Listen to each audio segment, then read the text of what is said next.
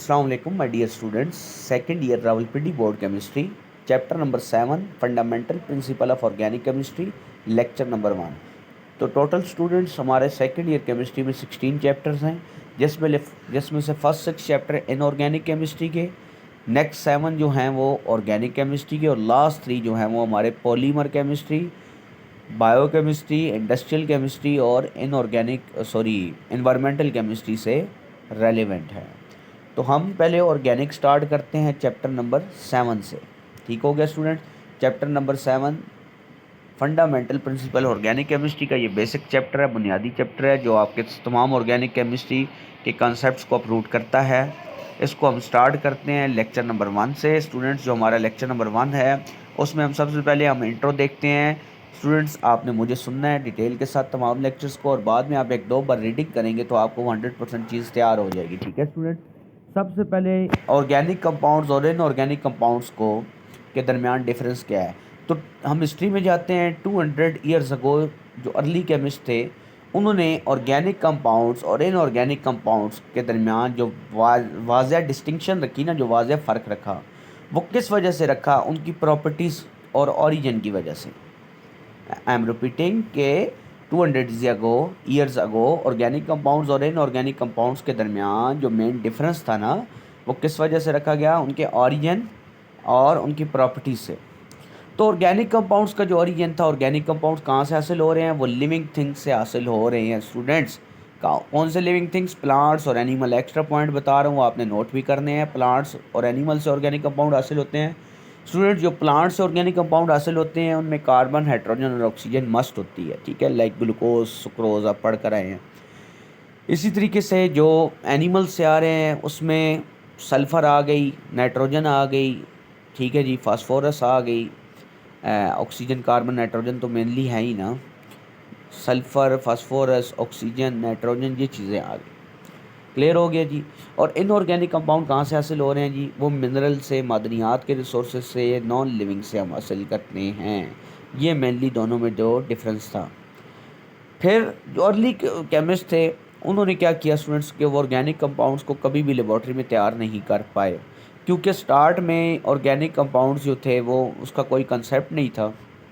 तो वहाँ पर एक थेरी जो थी वो पेश हुई 19th सेंचुरी में। 19th सेंचुरी स्टूडेंट्स कौन सी होती है? 1800 के बाद वाली जो सेंचुरी। तो जैसे अभी 21st चल रही है ना, 2000 के बाद वाली। तो वहाँ पर साइंटिस्ट का नाम स्टूडेंट्स नोट कर लें, जैकब बर्जीलियस उसका नाम था। उसने एक वाइटल फोर्स थ्योरी पेश की। तो according to that vital force theory, organic compound जो हैं वो विद इन द बॉडी तैयार हो सकते हैं। हमारी बॉडी के अंदर कुछ ऐसी ना नज़र आने वाली क़ुव्वतें, ताकतें हैं जो हमारी बॉडी के अंदर ऑर्गेनिक कंपाउंड्स को तैयार कर रही हैं। ये वाइटल फोर्स थ्योरी का कंसेप्ट था। तो इसको आप कैसे लिखेंगे कि organic compounds are supposed to be synthesize within the body, ठीक है, under the influence of mysterious forces and they can not be prepared in the laboratory. तो ये थ्योरी थी जी आपकी जैकब ब्राज़िलियस साहब की, वाइटल फोर्स थ्योरी। ये चलती रही। फिर 1828 में फ्रेडरिक होलर साहब आए और उन्होंने इसकी थ्योरी को रिजेक्ट कर दिया। और इस थ्योरी को जब रिजेक्शन आई ना, 1828 में ये थ्योरी आई थी ना, मतलब उसकी जब रिजेक्शन आई वो फ्रेडरिक होलर लाया। फ्रेडरिक होलर साहब ने क्या किया? इस थ्योरी को रिजेक्ट कर दिया और उन्होंने लेबॉर्ट्री में यूरिया तैयार कर दिया जी। अब उन्होंने यूरिया कैसे तैयार किया? उन्होंने यूरिया जो कि एक ऑर्गेनिक कंपाउंड है उसको किया हीट, ठीक है। अमोनियम साइनाइड नाम का कंपाउंड इनऑर्गेनिक कंपाउंड था, जो कि मैमेलियन होते हैं ना, दूध पीने वाले मैमल्स का जो यूराइन है उसके अंदर अमोनियम साइनाइड, फार्मूला बता देता हूँ, NH4CnO, वो मौजूद था। उस कंपाउंड जो कि वो इनऑर्गेनिक कंपाउंड था उसको किया हीट, और उसको हीट करके उन्होंने क्या तैयार कर दिया? यूरिया, जो कि एक ऑर्गेनिक कंपाउंड है। यानी उन्होंने एक इनऑर्गेनिक कंपाउंड से ऑर्गेनिक कंपाउंड तैयार कर दिया। ये उनकी बहुत बड़ी कॉन्ट्रीब्यूशन थी। ठीक हो गया स्टूडेंट्स। तो यहाँ पर वाइटल फोर्स थ्योरी की डेथ हो जाती है और वहाँ पर ऑर्गेनिक कंपाउंड लेबॉर्ट्री में तैयार होता है, जिसका सारा क्रेडिट फ्रेडरिक होलर साहब को जाता है। तो रिएक्शन आपने याद रखना है। रिएक्शन देख लें जी, ammonium cyanide NH4CnO ammonium cyanide है। आगे आपका यूरिया इन्होंने हीट करके बनाया, NH2 CO। इसको आप सिंपल लिख के तो C डबल बॉन्ड O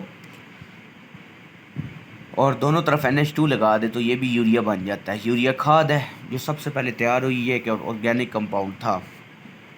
इसके बाद फिर thousands millions of organic compound जो थे वो तैयार होते गए और आज तक तैयार होते आ रहे हैं। तो फिर मॉडर्न डेफिनेशन को देखा गया तो मॉडर्न डेफिनेशन ऑर्गेनिक कंपाउंड्स की अगेन जो थी वो के रिवील होनी हुई कि आपके पास ammonium cyanide million organic compounds आ रहे हैं, ठीक है। स्टार्ट में तो हम ये कहते थे कि ऑर्गेनिक कंपाउंड में कार्बन हाइड्रोजन है, लेकिन कुछ ऐसे कंपाउंड भी जो ऑक्सीजन नाइट्रोजन सल्फर बता चुका हूँ मैं आपको, जो कि एनिमल जिनका ओरिजिन था, ये सारे तैयार हो रहे थे। इसके अलावा कुछ और ऑर्गेनिक कंपाउंड से इनऑर्गेनिक कंपाउंड्स तो आपको बताया ना कार्बन नाइट्रोजन के अलावा, जिसमें कार्बोनेट्स आते हैं, बाइकार्बोनेट्स आते हैं। इसके अलावा मैं आपको 2-3 और बता देता हूँ, कार्बाइड्स आते हैं, ठीक है ना। ये चीज़ें आपको पता होनी, जैसे डब्ल्यू टंगस्टन को कहते हैं, C carbide tungsten carbide, SiC silicon carbide, ये कार्बाइड्स होते हैं। बाइकार्बोनेट्स HCO3 1- को कहते हैं, कार्बोनेट CO3 को कहते हैं, कार्बन मोनोऑक्साइड, कार्बन डाइऑक्साइड, ये इनऑर्गेनिक कंपाउंड है।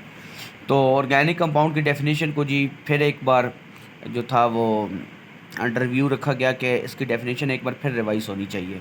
तो फिर ऑर्गेनिक केमिस्ट्री की जो मॉडर्न डेफिनेशन जो आप बुक्स में पढ़ते हैं वो इस तरीके से आई। इसके पीछे इतनी बड़ी हिस्ट्री थी, ठीक है, जो आज के लेक्चर में हमने तैयार की कि ऑर्गेनिक केमिस्ट्री एक ऐसी केमिस्ट्री है जिसमें हम कंपाउंड ऑफ कार्बन और नाइट्रोजन और उनके डेरिवेटिव्स को स्टडी करते हैं।